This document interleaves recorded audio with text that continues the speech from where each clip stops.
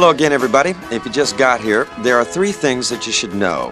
Number 1, you're late. Number 2, you're listening to a conversation with Toto. And number 3, in the beginning of this show, both David Paich and Jeff Porcaro asked that I not make them explain the lyrical content of their songs. But there's an interesting line in this I'll Supply the Love, the song. And I know I'm pulling them out of context here, but the horseman in the sky. Right. And I hear the same old 14 reasons. Right. This I must ask you, what the horseman in the sky. Really, it's like, you know, sitting around daydreaming, you know. It's like I've always been like a daydreamer kind of guy, you know, always just trying, you know, instead of writing songs, I just didn't want Toto's songs to be about, you know, let's get up and dance, or let's make love, and let's do this, and let's do that, you know. Just trying to, you know, those are just kind of things that I think about, you know, and to me, you know, in a love, as abstract as a word like love is, to me, you know, it's just like as fast as thoughts go by in your mind. You know, you may see things that have nothing to do with your relationship that you're in or anything. You know, it's just a, you know. So this has no, like, deep... no deep meaning. One that might have lasted a tenth of a second for him, and, exactly. And a fit of paranoia one night at 3 in the morning. If that long. No, and I've seen it happen. I mean, that's because, you know, we play music and there won't be any lyrics to something, and he'll just start, I mean, we may have done something or seen something that night, and there may be a guy walked in by the name of Pacheco or whatever, and you may use that word, I mean, and start making it rhyme and stuff, and it may not have any serious meaning, but for the fact that it just feels good, it was honest, it was for that second, and people can take, you know, kind of guess and play with it any way they want. I mean, talking about, like, I'll supply the love, you supply whatever the song goes, or, you know. Just talking about something like that kind of image. Rather than a guy, you know, that hangs out at the Polo Lounge in Beverly Hills.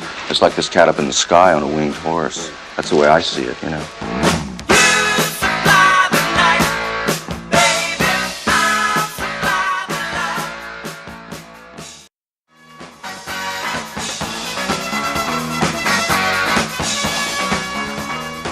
Let's talk about the boss Scaggs era for a moment and working with him. Was that, I guess, a very positive thing? Totally positive, yeah. How'd you get to work with him? How'd that begin? I got to work, I got my break, and Jeff gave me my break in the business. If it hadn't been for him, I would have never have done Silk Degrees, and I would have never been in Toto, or something like that, you know. But he was doing Les Dudek at the time. Boz was producing, and they needed a keyboard player. So it's like friends, you know. He said, you know, we'd been doing things together, and called me to, you know, asked me to do that. And finished playing on that album and started playing some songs and little things, you know, and Boz Hook, you know, asked me if I'd be interested in writing some songs with him, you know, for his next album. He hadn't done an album in about 2 years. I was totally into it because I was writing songs. I was really into writing songs at the time, and not even close to being established as a songwriter. It was kind of hard to get songs recorded. And Boz was about one of the first artists that us as studio musicians that we had worked for on his album that gave us unbelievable freedoms as far as playing on the album. We were all real tight together on making that album. It was like, you know, a unit. You know, I'll tell you something, and this is not a stroke, this reality. It just reminded me that when I did Boz, he made a big point. Now, I don't recall if he mentioned names, but he did go on and on and on and on about he finally, you know, he got these people and it was really good. And naturally, when I do this show, I'm going to go back and see if I can pull that out. I'm from San Francisco, and coming into Los Angeles is a pretty awesome experience when you're dealing with the top studio players. They occupy kind of a high place in the scheme of things down here. And it just opened me to all sorts of possibilities. I could depend on a high level of confidence in every chair in the studio. And the fact that I was going to get as much feedback from them as they expected from me, and we were all working on the same level. My knowing what I wanted to create, what I wanted to achieve, and their being responsive and able to give me not only what I wanted, but their own interpretation, just opened great imaginative things for me.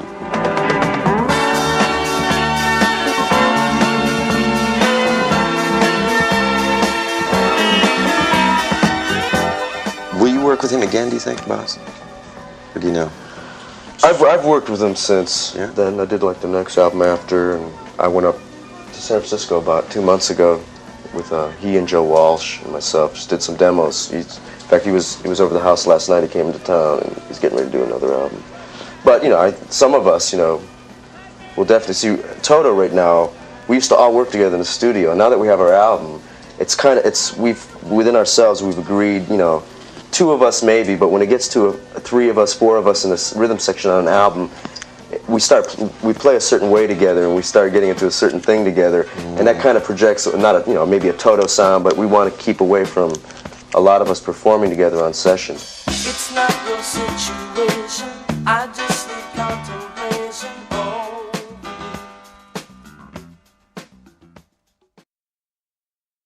Now, here's an intellectual stimulating song, Georgie Porgy. Right. Okay. You wrote this when you were 11, right? Right. No, I'm just teasing. I'm just teasing you.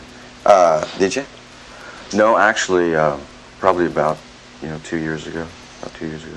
The thing I did dig about is it deals with a side of human nature that is real, and that is being possessive with a lover. Correct?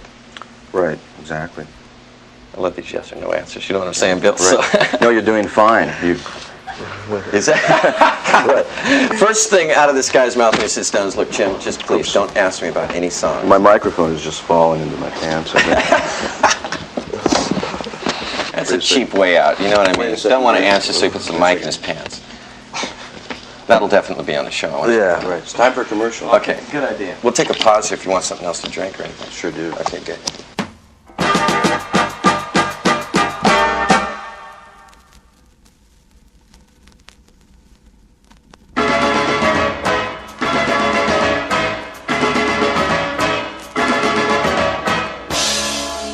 I'm Jim Ladd, and we're now about to hear from David Paich and Jeff Porcaro about their feelings, and so some of the motivation of Toto, as to what they believe should be rock and roll's direction in the 80s. More controversial, it's like, it's okay to play rock and roll and be an establishment kind of thing, And, I'm not knocking it at all, but to me, that was always the thing. It was always a paradox, is rock and roll is kind of little anti-establishment, always. It's the meaning of rock and roll. It's long hair and rock and roll, Rod Stewart, and... See, it's an odd thing, because with the 60s, again, a lot of that anti-establishment and that spark that we had, us against the world, rock and roll against the world and for humanity, a lot of it was to bring people together. Exactly. And now that that's happening, which is good. I mean, it's good that straight people are listening to rock and roll. That's nice. But now it's back on rock and roll to push it even further, to keep it going, and as you say, to stay a bit angry all the time. Right, and I don't mean, that, to me, positive feelings are good too, you know what I mean? I don't mean that you have to be holding grudge all the time, but you can portray an intense emotion. To me, the purpose of music is to at least convey some kind of emotion. Exactly. That makes you happy. Then if it does that, it's served its purpose. If it makes you happy, music. I think music should bring your spirits up, and just the fact that it brings all kinds of people together. I mean, if there was no barriers right now, this Russian United States. I mean, Russian kids would be listening to rock concerts with American kids, no question about it. Not having any fights. No That's the old universal language thing, man. Yeah. If we didn't speak the Amen. same language, I'd be able to relate to the, girl who caught my eye just through playing or whatever. Exactly, she'd know exactly where I'm coming from whatever was going down on that stage. At least for us, performing-wise, there's a message that gets across, and they all want to listen to what the music we're playing, what we have to say. Never lose a minute, in it there is love. Oh man, time always pulls you through.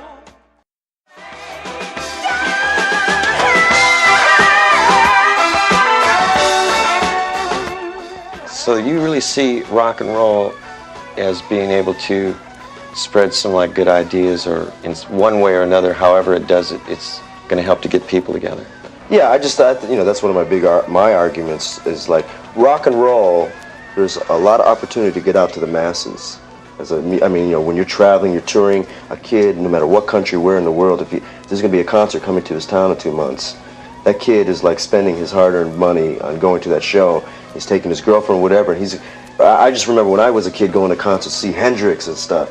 I mean, it took me 2 weeks of doing weekend bar mitzvah and weddings, playing drums, to be able to take my girlfriend and you know, like go over this concert, and that concert would last me 2 years of just thoughts and just daydreaming with my date or just by myself. That experience of that concert, and I think, you know, groups, rock and roll music, especially right now, we're able to travel and go and play many different places. People see you on the TV, it's going through the satellite, you hear the records, and kids are going and experiencing this. When you consider how influential pop rock music is and rock stars, you know what I mean, with people. It's like, look at the 60s, you know, someone very powerful and a respected figure starts singing about, you know, something like taking drugs or something, you know, and all of a sudden every little kid that idolizes that person is going around starting to, you know, experiment with drugs or something like that, you know.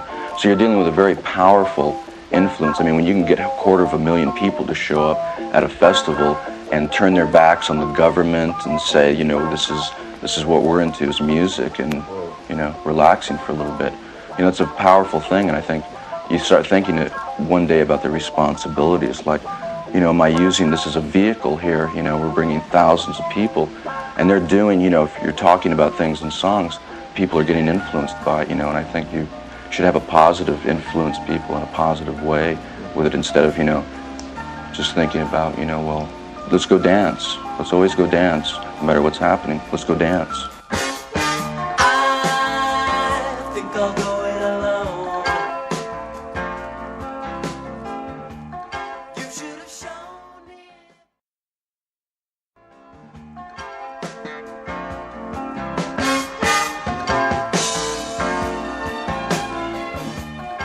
So on that note, this has really been enjoyable. You guys, you know, I really wish you a lot of luck. I like your attitude.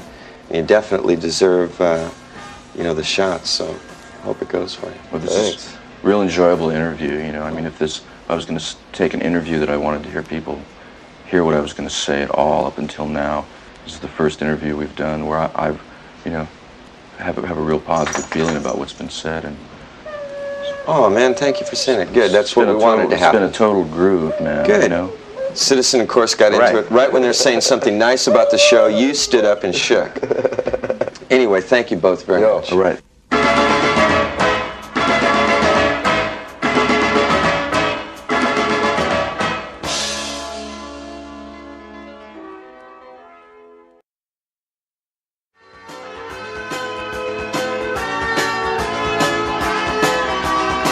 Special thanks for tonight's show are due to Gail Roberts of Gail Roberts Public Relations.